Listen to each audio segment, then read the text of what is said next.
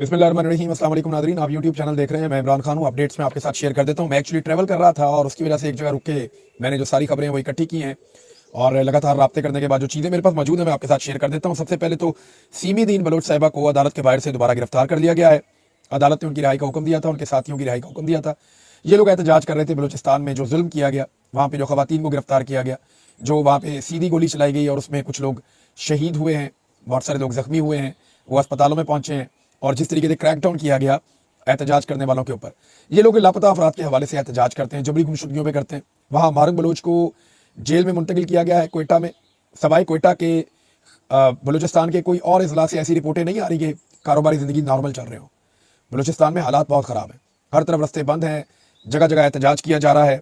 बल्कि आज कुछ और गिरफ्तारियां भी हुई हैं जिनमें ख़ास तौर पर खारान का एक इलाका है, वहाँ पर एहतजाज के दौरान गिरफ्तारियां की गई हैं। कल कराची में गिरफ्तारियां की गई थी। इसमें जो मेन नाम था वो सीमीदीन बलोच का नाम था और इन्हें गिरफ्तार किया गया, इन्हें अदालत में पेश किया गया। अदालत ने रिहाई का हुक्म जारी कर दिया, लेकिन 3 MPO के तहत 1 माह के लिए इन्हें दोबारा अहाता अदालत से गिरफ्तार कर दिया गया। इन्होंने कहा मैं तो कमरे के अंदर गिरफ्तारी दे देती, लेकिन इनको लेकर आए बाहर आकर इनको वहां से गिरफ्तार किया गया। बलोचिस्तान में शटर डाउन हड़ताल जो है वो जारी है, पहिया जाम हड़ताल कई इलाकों में जारी है, बहुत सारी शाहराहें बंद हैं और अमली तौर पर वहां पे बहुत सारे एरियाज में फजल रहमान साहब भी ये बता चुके हैं, मैं भी आपको कह रहा हूँ, हमारे दोस्त राब्ते करते हैं, वो बताते हैं जी यहाँ पे अमली तौर पे रिट ऑफ द गवर्नमेंट तकरीबन खत्म होती जा रही है। 26 तारीख को लॉन्ग मार्च का ऐलान किया हुआ है अख्तर मेंगल साहब ने कि जनाब हमारी बहनों और बेटियों को, माओं को जो है रुस्वा किया जा रहा है, उन्हें गिरफ्तार किया जा रहा है, तो ये ज्यादती हम बर्दाश्त नहीं करेंगे, हम बागैरत लोग हैं तो हम उनके लिए निकलेंगे। तो ये अख्तर मेंगल साहब ने 26 तारीख को यानी कल के दिन में वो लॉन्ग मार्च करने जा रहे हैं। यहाँ बिलावल का एक स्टेटमेंट बहुत ज्यादा वायरल हो रहा है, उसकी वजह मैं आपको बता देता हूँ कि बिलावल वो शख्स है जो 2 हुकूमतों का मालिक है, यानी बलूचिस्तान में भी बिलावल की और आसिफ जरदारी की हुकूमत है और इसी तरह सिंध में भी आसिफ जरदारी और बिलावल जरदारी की हुकूमत है। तो क्योंकि 2 सूबों में इनकी हुकूमत है और 2 सूबों में जो भी होता है उसके लिए रिस्पॉन्सिबल होते हैं, ये सहूलतकारी कर रहे हैं। जिस तरीके से एस्टेब्लिशमेंट की उसकी माजी में कोई मिसाल नहीं मिली। जो इन्होंने किया बलूचिस्तान में इनकी कठपुतली हुकूमत ने, वो आप सब ने देखा, आप जानते हैं। ऐसा ही इन्होंने कराची में किया। तो बिलावल का एक पुराना स्टेटमेंट है जो बड़ा वायरल हो गया। स्टेटमेंट था बिलावल का, आपको याद होगा, कितने बेगैरत हो आप, कितने बेगैरत हो तुम, बार बार ये कह रहा था ना। तो बिलावल को लोग याद दिला रहे हैं कि कितने बेगैरत हो तुम, कितने बेगैरत हो तुम, औरतों को गिरफ्तार करते हैं आप, लड़ना है तो मर्दों से लड़ो, ये बिलावल ने कहा था। तो मैं फिर दोहरा देता हूं कि बिलावल ने क्या कहा था कि कितने बेगैरत हो तुम, औरतों से लड़ते हो, लड़ना है तो मर्दों से लड़ो। ये जरा थोड़ा सुने आप कि आप इतने बेगैरत हो, इतने बेगैरत हो, इस अल्फाज तो मर्दों से लड़े, इस अल्फाज को निकाला जाए, ईवान की कार्रवाई से निकाला जाए इसको। तो नाज़रीन, ये मैं नहीं कह रहा, ये बिलावल कह रहा है। और अब औरतों को गिरफ्तार भी मैं नहीं कर रहा, बिलावल कर रहा है। और पहले जो औरतें थी वो करप्शन के केसेस थे और उनको सिर्फ मुंतकिल किया गया था। और ये बिलावल ने गालिबन तकरीर उस वक्त की थी जब मरियम नवाज वाला इंसिडेंट हुआ था कि कैप्टन सफदर को गिरफ्तार करने के लिए जब पुलिस पहुंचती है तो ये दरवाजा नहीं खोलते। वो उस वक्त का जो ISI का ऑफिसर था, सेक्टर कमांडर कराची का, उसने तबाही पट्टी हुई थी कि कैप्टन सफदर को मैंने लेकर जाना है, क्योंकि कायदे आज़म रहमतुल्लाह अलैह के जो मज़ार अक़दस है वहां पर उसने बेहुरमती की है। तो कैप्टन सफदर को वहां गिरफ्तार किया गया था, तो उसके ऊपर मरियम नवाज के कमरे का दरवाजा टूटा था। तो बिलावल ने यह सारा कुछ कहा था। तो आज वो बिलावल किधर है? लोगों ने याद दिला रहे हैं कि कितने बेगैरत हो आप कि आप औरतों को गिरफ्तार करते हैं, लड़ना है तो मर्दों से लड़ो। अब जनाब जस्टिस एजाज इसाक खान साहब की अदालत में एक वाकया पेश आया। वह वकील ने खड़े होकर कहा कि फौज के खिलाफ वीलॉग्स बनाकर 5 करोड़ कमाए जाते हैं। ये बयानिया लोगों को पसंद है, ये वकील ने कहा। फिर जज साहब ने पूछा कि लोग इस नहज पर क्यों आ गए।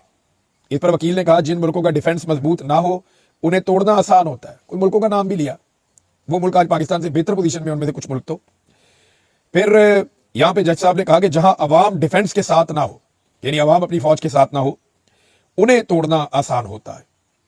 अब मैं एक सवाल पूछना चाहता हूं कि ये जो एक बयानिया बनाया जाता है कि फौज के खिलाफ वीलॉग करो तो बहुत पैसे मिलते हैं, तो फौज के खिलाफ वीलॉग करो तो पैसे मिलते हैं, मेरी समझ में नहीं आता। ये पाकिस्तान में अभी अल्हम्दुलिल्लाह मेरे वीलॉग को लोग, जो लोग ज्यादा देखने वाले लोग हैं, जिनको ज्यादा सुना जाता है, उनमें हमारा वीलॉग भी सुना जाता है।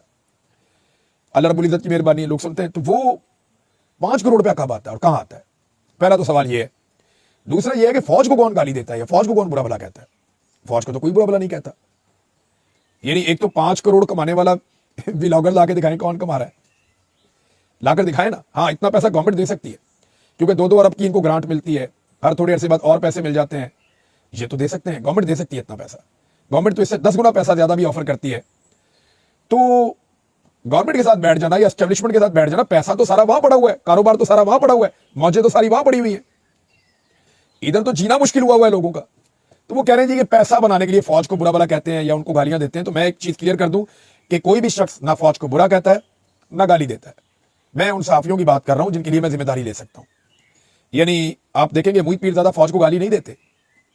मैं आपको बता देता हूं कि साबिर शाकिर ने कभी फौज को गाली नहीं दी, अरशद शरीफ शहीद ने कभी फौज को गाली नहीं दी, मैं कभी फौज को गाली नहीं देता, सिद्दीक जान कभी फौज को गाली नहीं देते, कभी भी समी इब्राहिम साहब फौज को गाली तो नहीं देते। हालांकि हमारे ऊपर हर तरह का जुल्म हुआ है, वजाद सईद खान फौज को गाली तो नहीं देते। हाँ, कुछ और लोग अगर ऐसा करते हैं तो फौज जाने और वो जाने। मैं सहाफियों की बात कर रहा हूं, कोई भी गाली नहीं देता। लोग फौज पे तनकीद नहीं करते, फौजी तो बेचारा अपनी जान दे रहा है, थोड़ी सी तनख्वाह उसको मिलती है, वो आज भी साइकिल पे मोटरसाइकिल के ऊपर है, वो बेचारा अपनी जिंदगी का पहिया बड़ी मुश्किल से खींच रहा है। तो फौजी की तो जिंदगी बहुत मुश्किल है ना, फौज के खिलाफ कोई बोल रहा है। ये तो बात हो रही है मिलिट्री एस्टेब्लिशमेंट की गलत पॉलिसीज की। मिलिट्री एस्टेब्लिशमेंट की गलत पॉलिसी के ऊपर तनकीद करना कोई फौज के ऊपर तनकीद नहीं होती। वो जो बॉर्डर पे खड़ा हुआ फौजी है या जो बंदूक उठा के बेचारा लड़ रहा है पाकिस्तान के लिए, जो शहादतें और कुर्बानियां दे रहे हैं, उनके खिलाफ तो कोई भी बात नहीं करता। बात की जाती है ये चंद लोगों की जो बड़े ओहदों पे जाकर बैठ जाते हैं और वो मुल्क की पॉलिसियां चलाना शुरू कर देते हैं कि किसका कारोबार चलेगा, किसका नहीं चलेगा, कौन हुकूमत में होगा, कौन नहीं होगा, किसका प्रोग्राम चलेगा, किसका नहीं चलेगा, कौन सहाफी बनेगा, किसको हटा दिया जाएगा, किसकी नौकरी फारिग करवानी है, किसको नौकरी पे रखना है। ये सारे फैसले गलत हैं। हम इसके ऊपर नुक्ताचीनी करते हैं और तनकीद करते हैं और बिल्कुल जायज तनकीद है। अगर हम भी तनकीद ना करें ना तो ये कहां से कहां पहुंच जाए। तो मामला यह है कि फौज के ऊपर तनकीद कोई नहीं करता। जो भी तनकीद होती है वो मिलिट्री एस्टेब्लिशमेंट की गलत पॉलिसीज के ऊपर होती है और उसको जानबूझकर ये फौज के खाते में डालते हैं, जिसका नुकसान फौज को होता है। ना कोई फौज को गाली देता है, ना कोई फौज का दुश्मन है। ये फौज के पीछे जाकर छुप जाते हैं, पहले गलत फैसले करते हैं, जैसे ही इनके ऊपर तनकीद होती है जाके फौज के पीछे छुप जाते हैं। हमें कुछ कहा तो फिर फौज को गाली देना होगा, इसका मतलब हमें कुछ कहा तो इसका मतलब है फौज के दुश्मन है। यार फौज तो हमने अपने टैक्स से रखी हुई है, हथियार हमने लेकर दिए हैं, फौज को तनख्वाह पाकिस्तानियों के टैक्स से मिलती है। पाकिस्तानी फौज के दुश्मन नहीं है। पाकिस्तानी बात करते हैं सिर्फ ये कि जो मिलिट्री एस्टेब्लिशमेंट की पॉलिसीज हैं या सियासत में जो इनकी मुदाखलत है ये नहीं होनी चाहिए। आप जाएं जाकर इंडिया से कश्मीर आजाद कराएं, सारी कौम आपके साथ खड़ी हो जाएगी। आप जाएं जाके फलस्तीन में जाके फलस्तीनियों के लिए खड़े हो जाएं, इसराइल के साथ अगर आपने लड़ना लड़े, सारी कौम आपके साथ खड़ी हो जाएगी। जब आप दहशतगर्दों के खिलाफ लड़ते हैं कौम आपके साथ खड़ी होती है। हाँ, जहां आपकी कमी और कोताही होती है वहां निशानदेही होनी चाहिए। जैसा कि जाफर एक्सप्रेस पूरा का पूरा ट्रेन ही अगवा हो गया और उसके ऊपर जो है वो किसी को कानो कान खबर नहीं हुई, तो ये इंटेलिजेंस का एक फेलियर था जिसके ऊपर बात होनी चाहिए। तो ये इसको इस तरीके से जो पोर्ट्रे किया जाता है ना, ये वंस फॉर ऑल मैंने आपको बता दिया कि एक्चुअली फौज से दुश्मनी नहीं है। जो मिलिट्री एस्टेब्लिशमेंट की गलत पॉलिसीज हैं और जहां पे नाकामियां है वहां पॉइंट आउट करना भी सहाफियों की जिम्मेदारी होती है। फैक्ट फोकस की रिपोर्ट का भी तस्करा हुआ और जज साहब ने एक बड़ी जबरदस्त बात की। उन्होंने हजरत अली रज़ी अल्लाह अन्हु का एक कॉल सुनाया कि ये ना देखो कि कौन कह रहा है। अहमद दुरानी ने बात की है या अहमद मीर ने बात की है या बात की है मुतीउल्लाह जान ने, इमरान रियाज ने, सिद्दीक जान ने बात की है या मुईद पीरजादा ने बात की। ये ना देखें साबिर शाकिर क्या कह, आप ये देखें वो कह क्या रहा है। ये ना देखें कि कौन कह रहा है, ये देखें कि कह क्या रहा है। इसकी इंक्वायरी करवाई जाए, इसकी इंक्वायरी करवाई जाए, पता चल जाएगा। जुनैद अकबर साहब के बाद ये इख्तियार मौजूद है, देखते हैं वो इसके ऊपर क्या करते हैं। नाज़रीन, जो अवार्ड्स दिए गए हैं उनके ऊपर वावेला पड़ गया पाकिस्तान में। जितने दानिशमंद हैं सारे इसके ऊपर बात कर रहे हैं, हर शोबे के अंदर मौजूद लोग इसके ऊपर बात कर रहे हैं कि भाई जिनको अवार्ड मिलने चाहिए उनको मिल नहीं रहे और जिनको अवार्ड के फंक्शन में भी नहीं बुलाना चाहिए और अवार्ड से इतना दूर रखना चाहिए कि अवार्ड के ऊपर उनका साया ना पड़ जाए, उनके गलों में तमगे पहनाए जा रहे हैं। क्यों? देखें, आप अवार्ड क्यों देते हैं? रियासत किसी को अवार्ड क्यों देती है? ताकि कंपटीशन पैदा हो। ओलंपिक्स के अंदर आप जाते हैं ना, वो मेडल मिलते हैं ताकि अगले साल सारी तैयारियां करके आए, नए रिकॉर्ड बने, कंपटीशन पैदा हो। इसी तरह मुख्तलिफ शोबों में ये एक मुकाबला होता है, कंपटीशन होता है कि जो जितना अच्छा काम करता है, जितना आगे जाता है, उसको अवार्ड मिलता है। उसको देखकर बाकी लोग उसके जैसा बनना चाहते हैं। किसी डॉक्टर को अवार्ड मिलता है, उसको इज्जत मिलती है, बाकी चाहते हैं हमें भी मिले। मुसन्निफ को मिलता है, लिखारी को मिलता है, फनकार को मिलता है, किसी फौजी को मिलता है, वो सारे उसी तरह का बनना चाहते हैं। लेकिन जिस तरह के लोगों को इन्होंने अवार्ड दे दिए, क्या कोई उस तरह का बनना चाहेगा? क्या रियासत ये चाहती है कि लोग इस तरह के बन जाएं, इंतहाई थर्ड क्लास, या इस लेवल पे लोग चले जाएं जिस तरह के लोगों को अवार्ड दिए गए हैं? तो ये तनकीद हो रही है और बार बार तनकीद हो रही है। कुछ लोग ऐसे हैं जिनका नाम लिया जा रहा है, हमारे बड़े प्यारे मिर्जा साहब हैं, उनको अवार्ड मिलना चाहिए था, उनको नहीं मिला, उन्होंने बड़ी खिदमत है उनकी। खबर मानिका साहब को अवार्ड मिलना चाहिए था, उनकी बड़ी खिदमत है। चीफ इलेक्शन कमिश्नर को अवार्ड मिलना चाहिए था। कादी फायज ईसा साहब को जरूर अवार्ड मिलना चाहिए था। मोहसिन नकवी साहब को अगर अवार्ड नहीं दिया तो ये तो कोई फायदा नहीं हुआ। उनको बिल्कुल हर साल उनको अवार्ड मिलना चाहिए जब तक वो मौजूद है या उनके दोस्त मिलिट्री एस्टेब्लिशमेंट में मौजूद हैं। फिर कमरुज़्ज़मान कायरा साहब से जब ये सवाल किया गया अवार्ड्स के हवाले से, तो उन्होंने बड़ा मजे का जवाब दिया। वैसे ये जवाब बनता तो नहीं, लेकिन कायरा साहब दे सकते हैं। कायरा साहब ने कहा जी पाकिस्तान में बाकी कौन से काम मेरिट के ऊपर हो रहे हैं? जो आप इसके अंदर मेरिट ढूंढ रहे हैं। सदारती अवार्ड था ना, सदारती अवार्ड के हवाले से सवाल किया गया। उन्होंने कहा जी बाकी पाकिस्तान में कौन से काम मेरिट के ऊपर हो रहे हैं, जो आप कह रहे हैं यहाँ पे भी मेरिट हो जाए, तो बात तो ठीक है, बात मेरे दिल को लगी है। नादरीन, ने इमरान खान साहब का केस लगा हुआ था अल कादर यूनिवर्सिटी वाला हाई कोर्ट के अंदर, सदा मुअत्तली का। तो वहां पे सलमान अकरम राजा साहब ने जस्टिस सरफराज जोगर साहब को कहा कि जी थोड़ा वेट कर लें, 1 मिनट के अंदर 2 मिनट के अंदर सलमान सफदर साहब पहुंच रहे हैं। लेकिन जज साहब ने 1 मिनट भी वेट नहीं किया, जिसपे अलीमा खान साहब ने जज साहब को बड़े आड़े हाथों लिया। बाद में उन्होंने कहा जी इनको तो लाया इसलिए गया है, उन्होंने या तो एतमाद का इजहार कर दिया, जज साहब उठ के चले गए। 1 मिनट इंतजार नहीं किया इमरान खान साहब के वकील का और जज साहब उठकर चले गए। ये है नाज़रीन सिचुएशन। अली अमीन गंडापुर साहब ने जब एक इंटरव्यू दिया तो उसमें, क्योंकि अतर काज़मी साहब आप जानते हैं वो बड़े अच्छे जर्नलिस्ट हैं, शहीद अरशद शरीफ का मामला छिड़ा वहां पे। तो वहां पे अतर काज़मी साहब ने जब बात की तो अली अमीन गंडापुर साहब ने कहा कि एक यूनिवर्सिटी का जो जर्नलिज्म डिपार्टमेंट है उसका नाम अरशद शरीफ शहीद के नाम के ऊपर हम रखेंगे। तो सहाफ़ी बहुत खुश हुए, बहुत सारे लोगों को अच्छा लगा ये। उन्होंने कहा जी बिल्कुल ठीक है। लेकिन कुछ सहाफ़ियों को जिनको पीपल्स पार्टी ने और एएनपी ने नवाजा हुआ है खैबर पख्तूनख्वा में, उनके पेट में मरोड़ उठना शुरू हो गए। जर्नलिज्म डिपार्टमेंट का एक प्रोफेसर है डॉक्टर इरफान अशरफ साहब, इन्होंने बड़ा अजीबोगरीब स्टेटमेंट दिया। और देखें, पाकिस्तान का कोई भी मीडिया ऐसा स्टेटमेंट नहीं चलाएगा। इस तरह के स्टेटमेंट्स चलाने के लिए ऐसे चैनल लॉन्च किए गए हैं जो एस्टेब्लिशमेंट की ज़ेरे निगरानी चलते हैं। तो एस्टेब्लिशमेंट के एक चमचे या उनके ज़ेरे निगरानी चलने वाले एक डिजिटल चैनल ने यह खबर चलाई और इसका वो स्क्रीनशॉट बना के डाला कि हमें अरशद शरीफ के नाम पर वॉशरूम बनाकर दिए जाएं, हमें उसके नाम के ऊपर जो है वो जर्नलिज्म डिपार्टमेंट का नाम ना रखा जाए। ये सियासी फैसला है। लेकिन कितनी अफसोसनाक बात है और कितनी घटिया बात है जो उन्होंने की है प्रोफेसर साहब ने। उन्हें शर्म आनी चाहिए।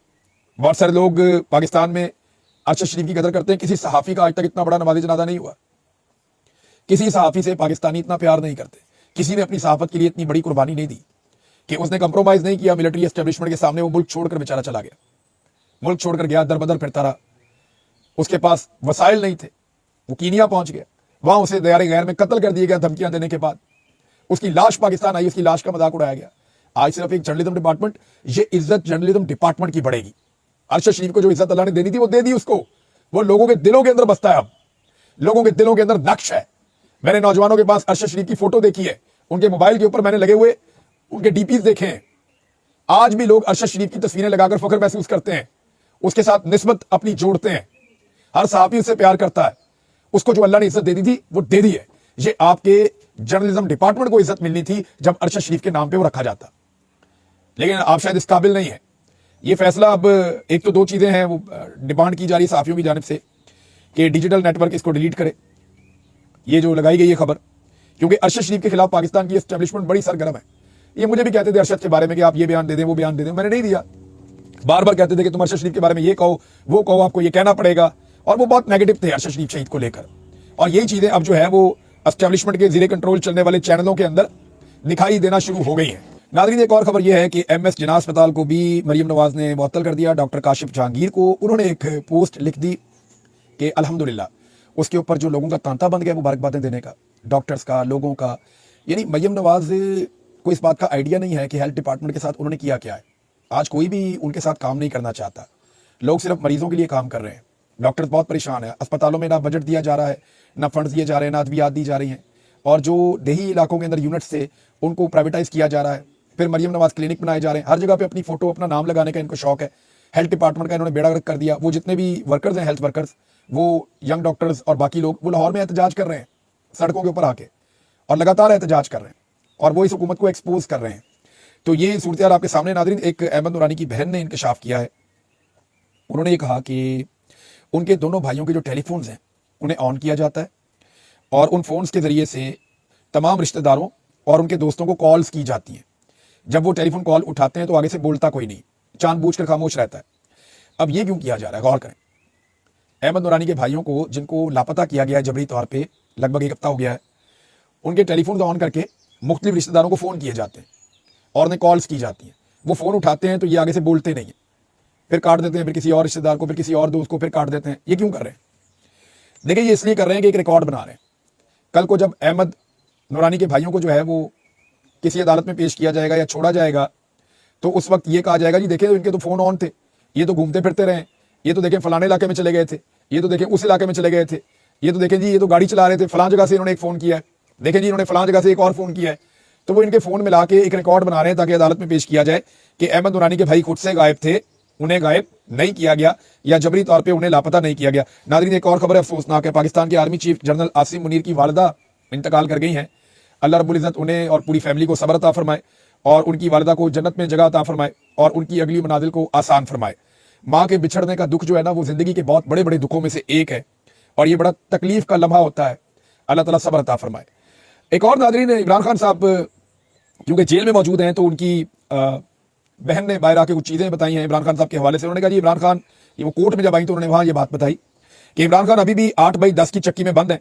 वो माशाल्लाह बहुत मजबूत और बहुत हौसले में है।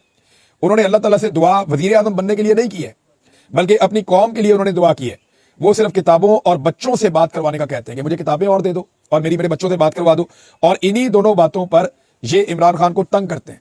ये अलीमा खान साहिबा ने कहा। इमरान खान साहब ने अब तक जेल में सैकड़ों किताबें पढ़ ली हैं। वो 2-3-4 घंटे के अंदर किताब खत्म करने वाला आदमी है। वो बहुत तेज इमरान खान साहब की स्पीड है किताब पढ़ने की। मैंने अगर अपनी जिंदगी में डॉक्यूमेंट्स पढ़ता हुआ और किताब पढ़ता हुआ कोई आदमी बहुत तेज देखा तो मैंने अरशद शरीफ को देखा था। वो तो स्कैन करते थे डॉक्यूमेंट्स को, बहुत तेज उनकी रीडिंग थी। स्पेशली जो डॉक्यूमेंट अदालतों से आते थे, फैसले या जो डिपार्टमेंट्स के अंदर से जो ऑफिशियल सरकारी लैंग्वेज होती है, वो बहुत तेज पढ़ते थे। अच्छा जी, अब एक और बात उन्होंने कही कि इमरान खान की सैकड़ों किताबों पर हमने इमरान खान से कहा कि आप दस्तखत करके हमें दे दें, हम ऑक्शन करके उससे फंड रेजिंग करवा लेंगे। इमरान खान के दस्तखत है, ये किताब इमरान खान साहब ने पढ़ी हुई है, ये हम ऑक्शन कर रहे हैं। लोग बोली लगाएंगे, किताब लेकर चले जाएंगे, सैकड़ों किताबें होंगी, तो हमें बहुत इससे फंडिंग इकट्ठी हो जाएगी शौकत खानम के लिए, नमल यूनिवर्सिटी के लिए। लेकिन जेल हुकाम ने मना कर दिया। उन्होंने कहा ये किताबें हम जेल की लाइब्रेरी में ही रखेंगे। इमरान खान साहब से जुड़ी हुई हर चीज़ को, उनकी फैमिली से जुड़ी हुई हर चीज़ को जो है वो वैसे ही मना कर दिया जाता है और इजाज़त नहीं दी जाती। ये तो पॉलिसी आपको पता है। मैं जेल के अंदर जो किताबें पढ़ता था, जब मुझे बाहर ले जाते थे किसी थाने में या अदालत में, मैं वो किताब भी अपने हाथ में पकड़ के साथ ही ले जाता था, मैं पढ़ता रहता था। तो मुझे तो कभी उन्होंने मना नहीं किया। लेकिन इमरान खान साहब के हवाले से बड़े सख्त इंस्ट्रक्शन है। बाकायदा इमरान खान साहब कहते हैं कि कर्नल साहब की ड्यूटी भी लगी हुई है। तो नाज़रीन, इस वीलॉग को यहाँ खत्म करते हैं। काफ़ी लंबा वीलॉग हो गया। अब तक के लिए इतने, अपना ख्याल रखिएगा, अपने चैनल का भी। अल्लाह हाफ़िज़।